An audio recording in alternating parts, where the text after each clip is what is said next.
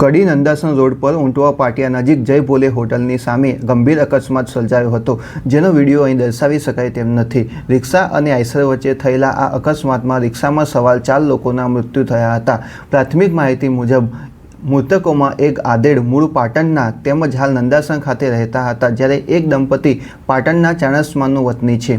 અકસ્માતમાં અન્ય 2 વ્યક્તિઓને પણ ઈજા થઈ હતી। ઈજાગ્રસ્તોને પ્રાથમિક સારવાર માટે કુંડાળ સિવિલ હોસ્પિટલ લઈ ગયેલ હતા, ત્યારબાદ ભાગ્યોદય હોસ્પિટલમાં ખસેડવામાં આવ્યા હતા। રોંગ સાઈડે જઈ રહેલ રિક્ષા સાથે ધડાકાભેર આઈસર ટકરાઈ હતી।